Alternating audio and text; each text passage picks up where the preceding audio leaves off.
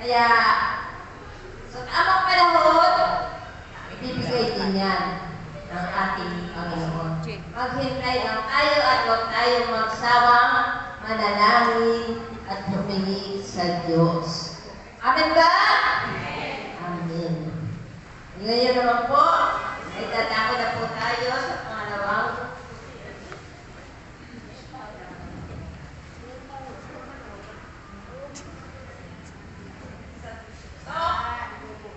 number 2. Ito po ay tungkol sa mabisang pagsisisi sa pagdating ng Pentecostes para sa mga alagad at mga ina sa bagong Jerusalem.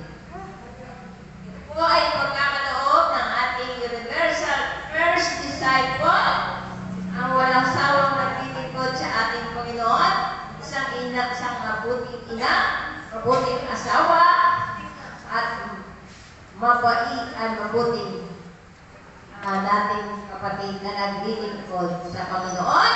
Walang gilit iba ang ating ina sa bagong Jerusalem, Inang Jenny at Kubendas.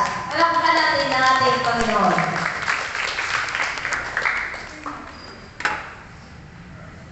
Amen. Praise the Lord. Amen. Malakas na palakpak! Ating Panginoon!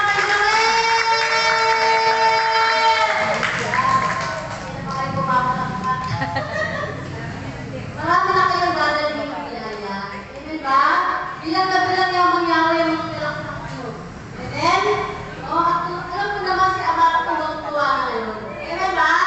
O, kaya talagang sabi nga yung mga pilak-pilak na yan, dyan tayo magpapalagi ng Diyos. Amen ba? Marami tao ayaw na pumalakpak. Bakit?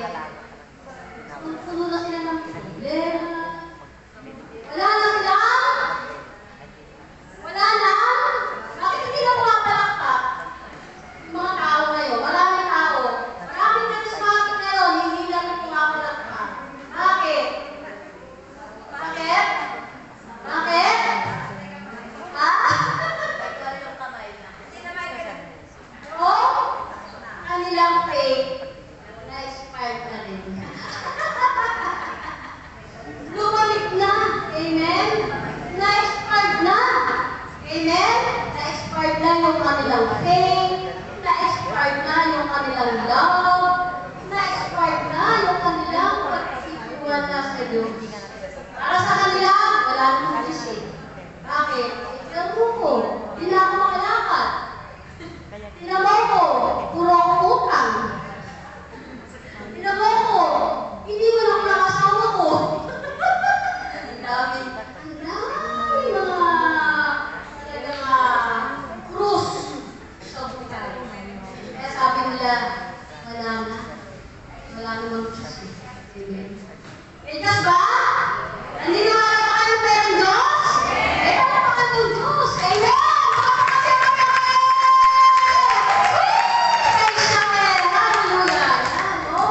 Kaya nga po, ang mga tao ngayon, kailangan talagang mag-review. Kaya nga sabi ni Ate Tess kanina, marami na ang napasok. Kasi napasok na. Pasok-pasok na. No? Kaya nga, kumbaga parang sa ano naman, sa ibang sitwasyon naman, kumbaga sa tinapay, na-expired. Ano nangyayari? Kapag ang tinapay, expired na, ano yung makikita mo? Pag may angat, ano gagawin nyo? Wala lang sa basura. Yan. Ganyan mangyayari pag expired ka na. Pang basura ka na lang. Basura ka na lang. Gusto niyo ba yun? Pag kayo na-expired, ibabasura na lang kayo. Ayaw nga niya manyawi eh. Amen? Ang gusto niya ang lang na lahat tayo baguhin. Lahat tayo maging sariwa. Katulad ni Ate Phoebe. Sariwang sariwa yan. Amen? Alam mo si Ate Belo, sariwang sariwa yan. Hindi na naman yung mother ko. Alam, 70 ano na yan, 78. O parang si Maria Rivera. Sariwang sariwa yan. Kasi parang pa. Yan anak lang. Talagang Ero, di ba?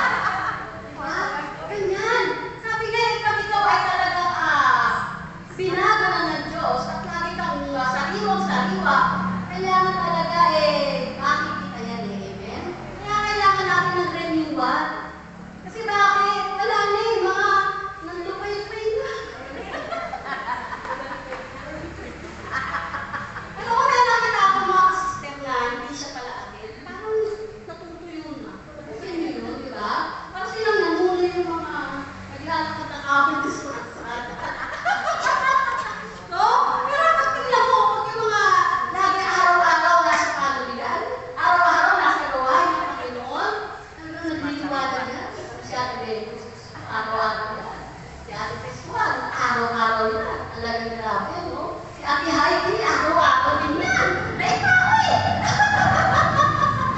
Ako nabibinaw na. Dahil ako ngayon ni Ate Heidi, talagang nagliliwanag talaga yan. Parang sila mga kaibigan, no? Kaya nga po mga kapatid, napakahalaga po itong inuman natin. Bakit? Kasi nga tayo bilang tao, yun nga, sabi nga meron tayong bilang tao, ano bang pinagkaloob sa akin? Tayo ay binibigyan ng Panginoon ng katawan, kaluluwa at espiritu. Amen? Yung espiritu kasi natin, di ba galing din sa Diyos yan? Yung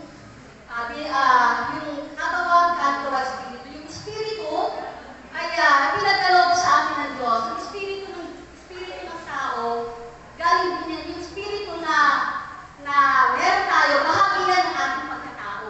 Amen? Nagaling din sa Diyos. No? Pero sabi nga, ang kaibahan yan, ang tao, tayo bilang tao, yung espiritu pala natin ay minsan nanghihina, minsan naliligaw. Amen? Kaya nga, kailangan natin ang espiritu ng Diyos. No? Kaya nga yan yung, kaya nga tayo may i-renew. No? Kailangan natin ang espiritu ng Diyos. Kailangan natin ang Holy Spirit. No? Na akala ko noon, ang espiritu ng tao, di ba pag namatay ka, yung katawan mo, magugulo.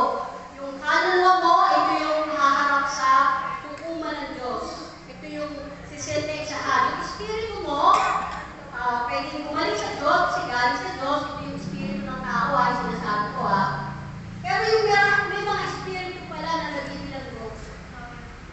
Kaya ang sabi sa akin ng Father mo noon, nung bago ka lang si Father mo, yung karampatan natin, sabi niya, pinatawag kami, bakit yung community nyo, set my spirit free? Bakit? Nagagapos ba yung espiritu? Nagagapos sa akin. Opo, Father. Kasi po, meron po tayong pinatawag na 3 kinds of spirit. Meron tayong human spirit, meron evil spirit, and meron God's spirit. So yung nagagapos po, yung human spirit. Yung espiritu ng tao na nagagapos. Kaya ako mababasa natin doon sa unang Pedro 3:9, no? Nang si Jesus ay muling nabuhay, siya ay pinuntahan niya at pinaralan niya yung mga espiritu na kabilanggo. So ito yung mga espiritu daw na hindi naniwala noong panahon ni Noe, nung habang ginagawa pa yung tao. No? Yung panahon ni Noe. Kaya nga, yun pala, kaya nga, may espiritu. Kaya nga, set ka espiritu. Yung ating espiritu ay nabibilang mo. No? At bakit nabibilang mo? Nagiging mahina po yung espiritu ng tao kasi at naliligaw kasi nga kulang siya. Kulang siya na humihina yan dahil sa kanyang mga kasalanan. Amen? Bakit? Hindi na nakikinig na salita ng Diyos. Kaya marami charismatic ngayon, backslider. Bakit? Pag umakinig, isang beses lang, isang buwan. Kung ganyan ang gagawin mo, magbabago ka ba? Kulang ka eh. Kulang ka ng salita ng Diyos.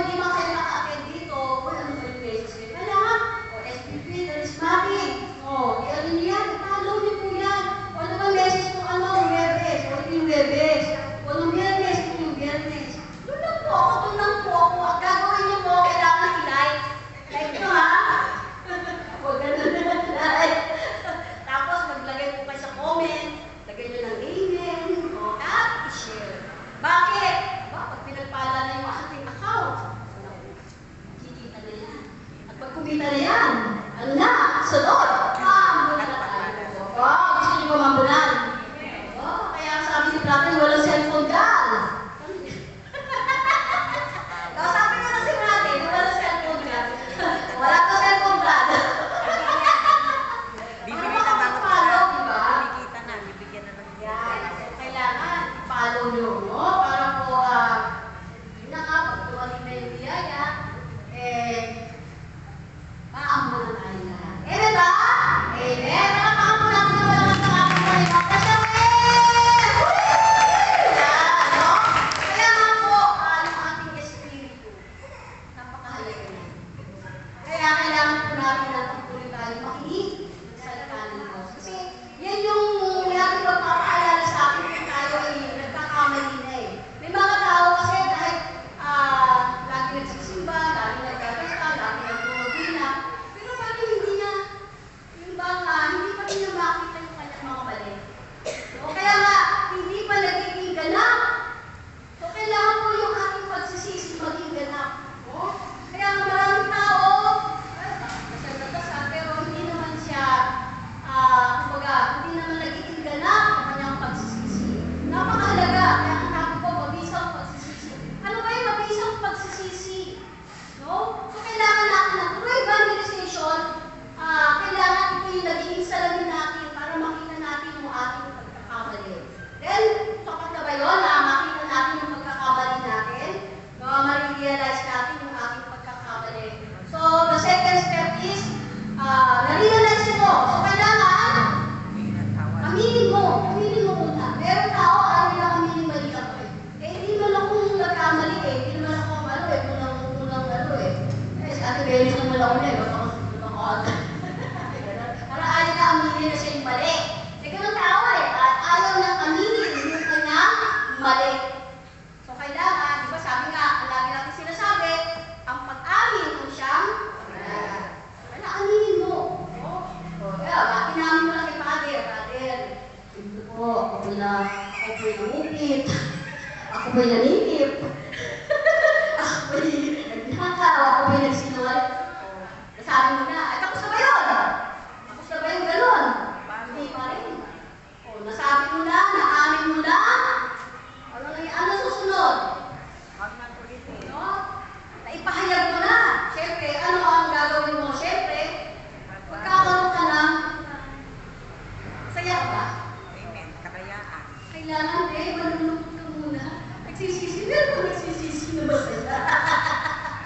Siyempre, kung nagsisisi ka, magkakaroon ka ng kalimutan. Amen? Meron kang pag-hinagis. Meron kang talagang pagtulo ng iyong luha. Diba? Pag meron tayo seminar. Diba? Pag pinatawag sa punto ng hindi ka ng tawag sa Diyos. Diba? Kung nasabi mo na, kahit hindi ka nagsalita, pero sa puso, sa isip, hindi ka ng tawag sa Diyos. Siyempre, malulungkot ka. Kaya nga, di ba, pag may seminar tayo, tagantak yung ating luha. At yung luha na yan, yun yung katibayan, na talaga nga yung pagsisisi ay 50% pa lang. 50% pa lang, kasi hindi pa yung ganap eh. Hindi porket umiyak ka.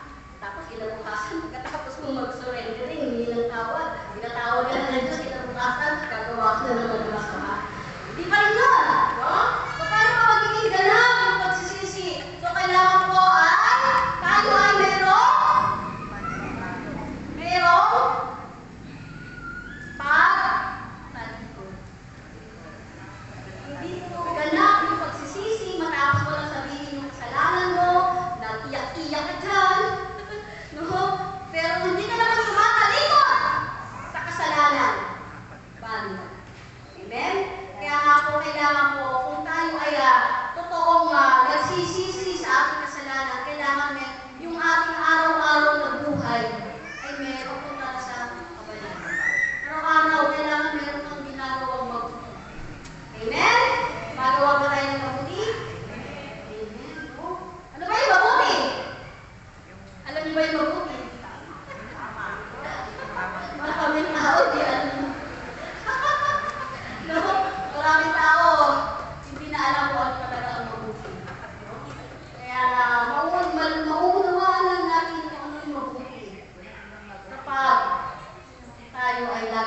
sa ating Panginoon. Amen?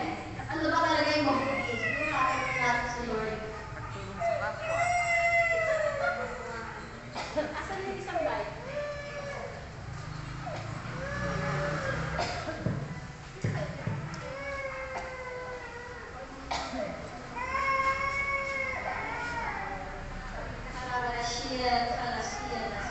Kayo ay patuloy na gumawa ng mabuti sa paggawa ninyo ng mabuti.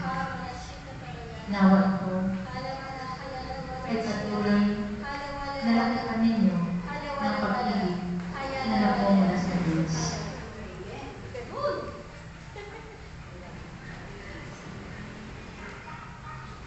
Kailangan ba yung magawa natin ng mabuti? Ay, laki pa natin ang pag-ibig. Oo, dahil wala, yung mabuting gagawin mo. Lagi ka namimili sa tukha. Sige, pagkain ka lagi. Lagi ka nga namumudmud ng mga pera. Wala ka namang pag-ibig, di ba? Sabi nga sa 1 Corinthians 13, di ba? Pamigay ko man ang lahat ng aking ari-arian. Kung wala namang pag-ibig, bali wala. Amen? Ialat ko man yung aking sarili, ako sa krus. Kung wala naman akong pag-ibig, bali wala. So, kung ano yung mabuti natin gagawin, nakipan po natin ang pag-ibig. Amen? Yun na nga po. At yun na nga, gagawa tayo ng mabuti. Kailangan tayo ay tumalikod sa kasalanan. Sinabi yung pagtalikod, about a face. Ayan. Pag tinalikod mo yung kasalanan, nakaharap ka sa Diyos. No? Pero pag ikaw, bumalik-ulit doon, hindi na ka nakaharap sa demonyo na. No? Kaya nga, ibig sabihin, nawalikod ka sa demonyo. Kay Lord ka nakaharap. Kasi kung nakaharap ka, andyan yung demonyo. Susugabang ka niya. Amen? At pag nandiyan ang demonyo, ano gagawin ng demonyo? Bibigyan ka ng sakit. Guguluhin ang pamilya mo. Bibigyan kayo ng mga salot sa inyong tahanan. Kaya magulo ang tahanan. Amen? No? Yan ang ayaw gawin ng demonyo. Sisirain niya ang buhay mo. Guguluhin niya ang isip mo. No? Magiging malala na ang buhay mo. Sasabihin mo, sana mamatay na lang ako. Pipiliin mo na lang mamatay. No? Kaya ganun ang sitwasyon. No? Kaya nga, ibig sabihin, pagtalikod sa kasalanan. At hangarin gumawa ng mabuti. Katulad ni, sino yung may hangarin gumawa ng mabuti sa kanya? Katulad ni Sakeo. Diba? Si Sakeo ay isa siya na corrupt. Marami siya nilokong tao. Pero, nung makilala niya ang Panginoon, actually, di ba natin siya nakilala kasi first time na lang nakita. Amen? No? So, ganun siya kadaling nagkaroon ng conversion. Si Sakeo. Ganun siya kabilis kasi nabalitaan niya na. Panginoon, ganito, gano'n. Kaya nagkaroon siya ng desire na makita ang Diyos. Ang aking Panginoon Jesus. At nung makita na siya, napansin na siya ng Panginoon, ay nagpa siya itong pumunta sa kanyang tahanan at galak na galak si Sakeo. At nung nagulo yung Panginoon, anong sabi ni Sakeo? Panginoon, ang kalahati po ng aking kayamanan, pamimigay ko sa iyo. Sana lahat ng mga bayanan, amen?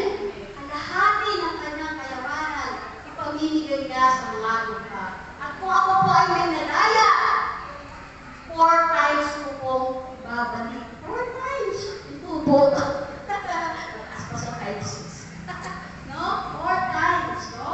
Kaya nga tunay po mga kapatid, no? So yun yung pagiging ganap.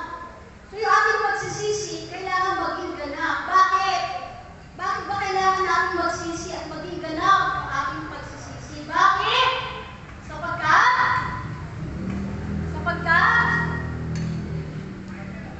yung grasya ng Diyos ang nagiging hadlang kapag marumi yung ating puso. Amen? O? Para yung grasya o yung kapangyarihan ng Diyos, yung kanyang pangako, maraming pangako ang Diyos. No? Sa tipan nga ni Amang Yahweh, hindi pangako namin, ang pangako. Amen? Mga pangako ng Diyos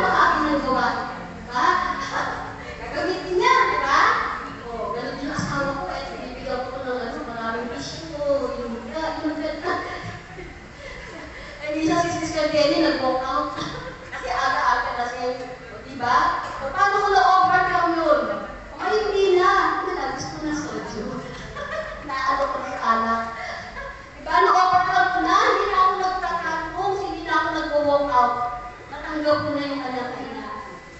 Amen? Ganun yun eh. Lahat tayo may kahinaan. Kaya nga ba yung espiritu natin may kahinaan? Naliligaw. Ba naligaw din ako? No? Pero yung pagkaligaw mo, maraming tinuturo sa iyo ang Diyos. Bakit? Magtatanda ka na eh. Bakit mo na kumain sa kapalawan? No? Para yung experience mo, sabi nga, experience is the best teacher. Yan yung magtuturo sa'yo para hindi ka naman sa hanggang tumulyo. Magiging makahilo ka din. Alam ko na yung style mo yan. Bulok mo sa akin yan!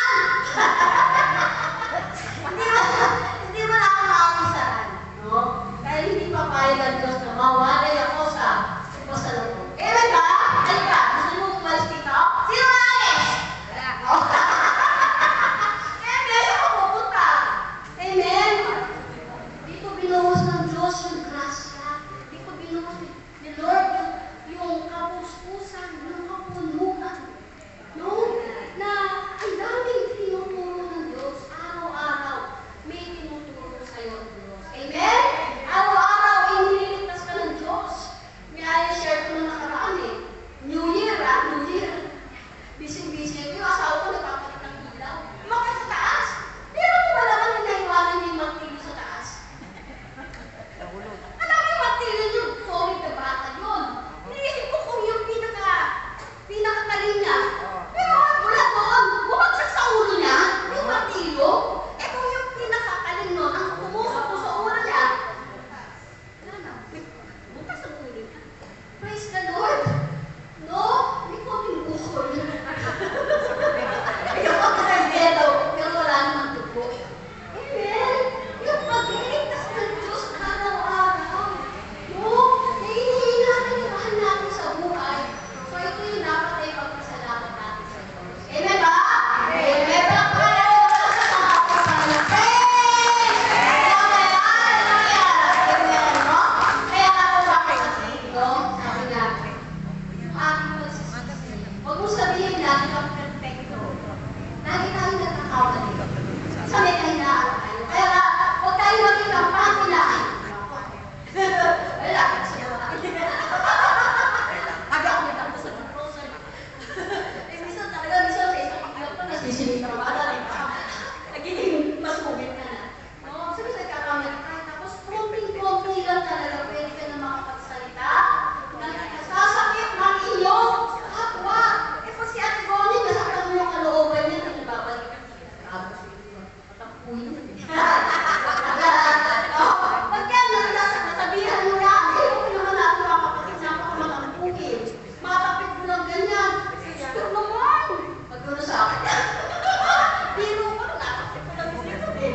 Nagtakbo na sa akin. Parang mga puso na lang eh. Tapos nila, hindi mo na lang masalit. So, ganun yung mga kapatid tayo na napakaiksi ng pasensya, napakaiksi ng ang galing masali. Pero sabi nga natin tayo, kilala na natin ang bawat isa. Kilala mo na yung kahinaan ng bawat isa. Si Ate, si Ate na yan. Ay, si Ate. Alam ko na ulan.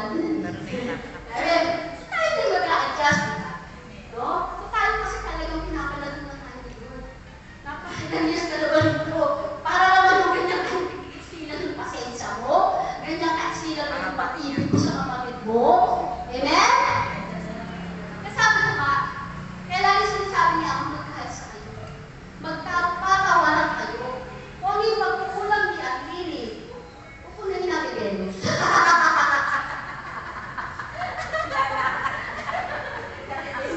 Anong pagkukulang ni Sister Mel? Kukunin natin Connie. Ganyan yan eh, di ba? Ibig sabihin, yung relationship ng bawat isa, yung mga pagkukulang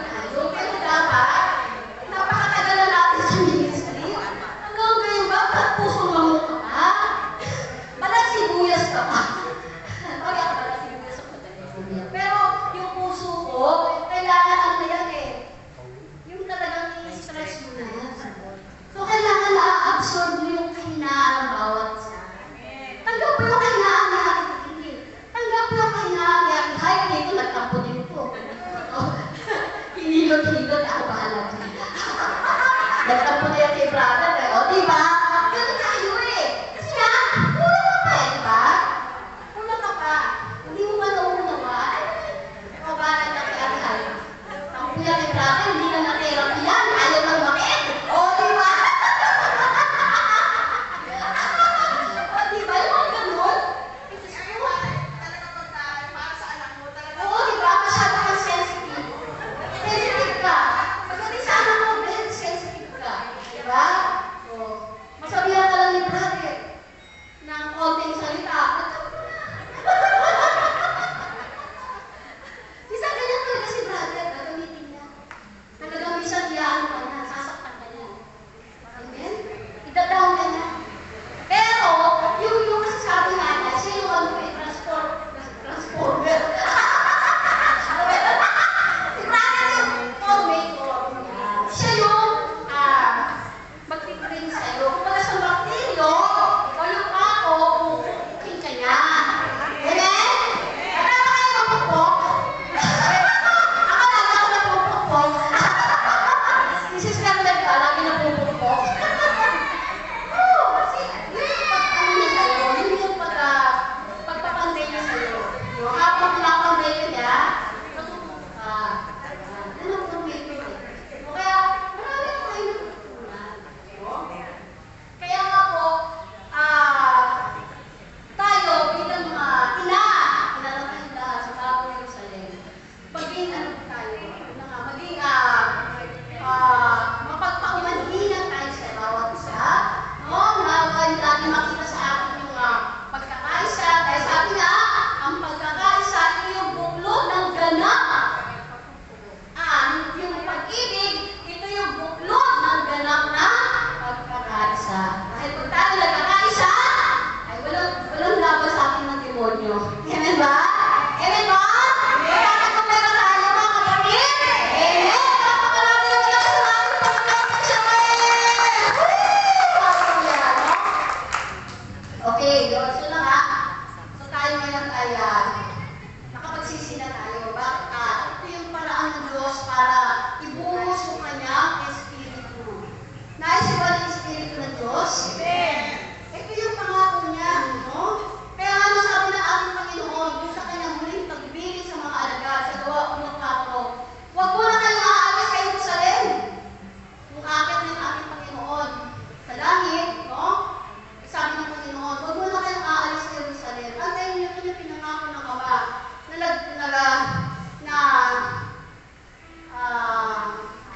ba yun? Antayin niyo yung pinangako ng Ama na nagbabautismo sa tubig si Juan, ngunit di magtatagal at babautismohan kayo sa Espiritu Santo. Amen! Mga pangalaki ng malakas sa ating Panginoon. Praise the Lord! O, kaya na nga. Kaya mo napakahalaga, no, na yun na nga na ito yung pangako ng Diyos na sabi nga doon na, kaya yung, ano ba yung sabihin ng bautismo ni Juan? Yung bautismo ni Juan, ito yung tanda ng pagsisisi, no? At bilang paghahanda sa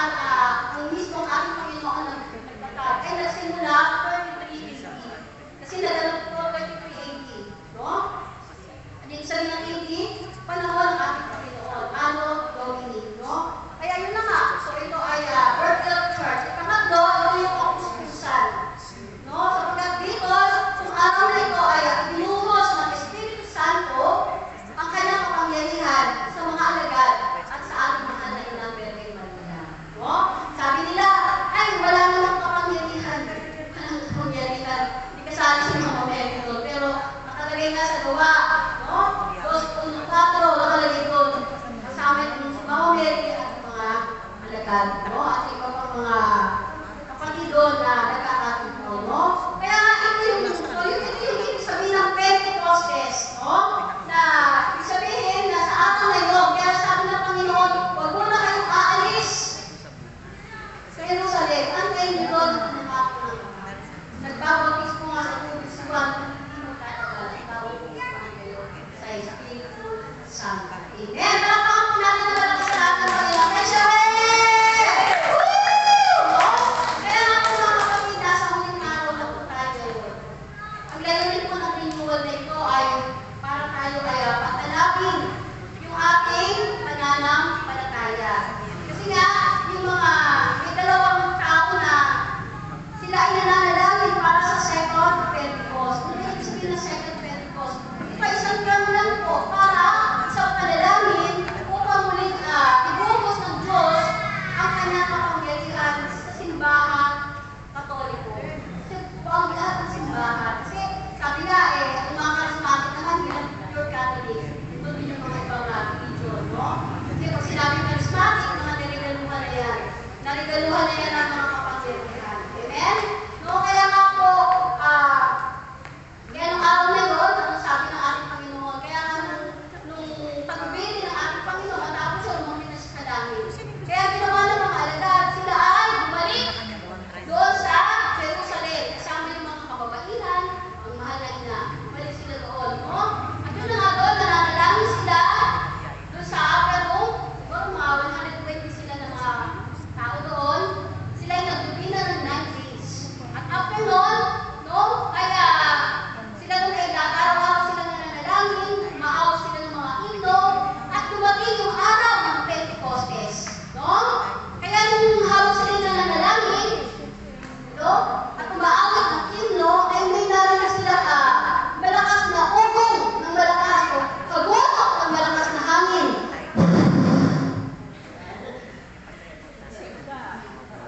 Sino yun?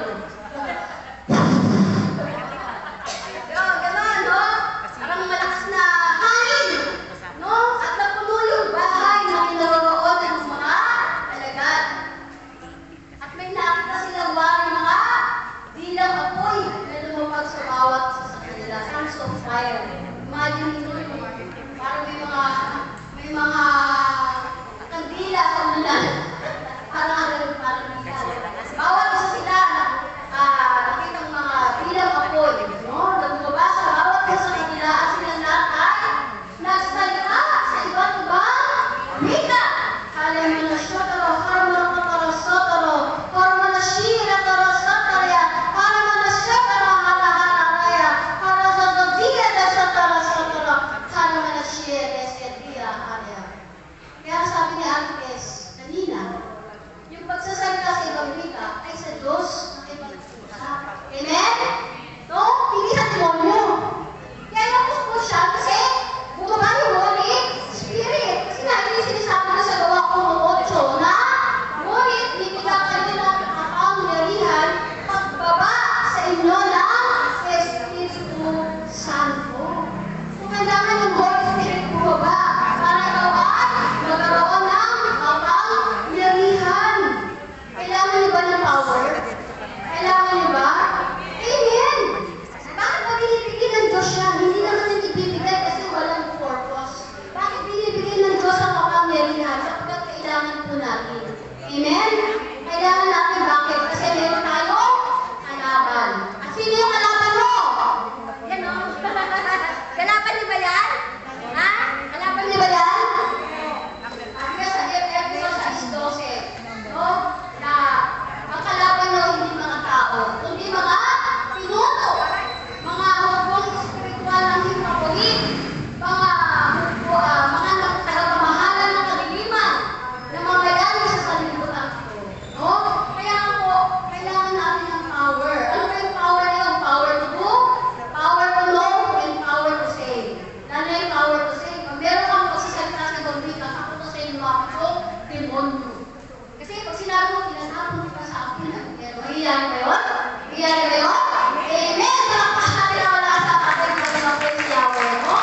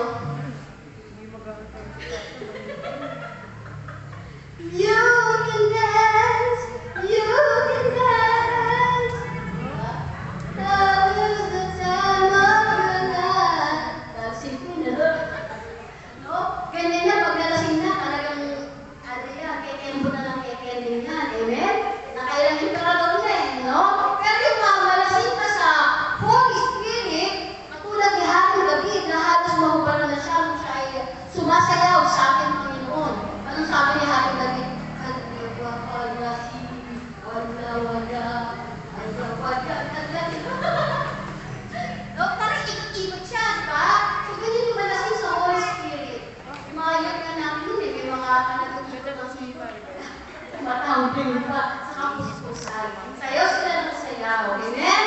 No? Wala silang pakialam sa sarili ng tao. Kaya nga po noon, diba, nung naganap doon sa mga alagad, ang nangyari sa mga alagad, nung sila ay mapuspos ang Holy Spirit, sila po ay tumapang. So, wala silang takot. Pinahayag nila yung ebanghelyo sa lahat ng tao. Nagpunta sila sa iba't ibang lugar. Nangaral sila, nagpagaling. So, kaya nga yung mga alagad, so marami na po ang nanatid sa ating Panginoon. Kaya nga ito na yung simula ng simbahan. No? Kaya nga ito yung simula na ng hayagan sila na nagpapahayag ng ebanghelyo. No? Kaya lumagana ang mga Katoliko, no? Lumagana ang salita ng Diyos sapagkat ang mga alagad ay talagang napuspos sila ng kapangyarihan ng Diyos. Amen ba? Amen. Pero kung po natin ang malakas ng ating Panginoon, no? Kaya nga po mga kapatid, no? Mamaya, tayo ay susundin ng ating Panginoon, no? Kung paano napuspos ang mga alagad sapagkat ang huling araw, mula noong panahon ng mga alagad hanggang ngayon po, tuloy-tuloy yan. No? Sapagkat ito yung pangako ng Diyos na ibubuhos niya yung kanyang espiritu sa lahat ng tao. Kasi kailangan natin mapuspos ng kapangyarihan, kailangan natin ito sa pagpapalayas ng mga salot, no? Kailangan natin ito para tayo ay maging instrumento ng Diyos. No? Kaya nga mga kapatid, nawaya kung paano namin natanggap yan at kapatuloy. Kaya hilingin niyo po, basahin niyo, hilingin niyo sa Holy Spirit na mamaya, kayo po ay mapuspos ng Holy Spirit. Amen? So, nilaman po, maraming salamat.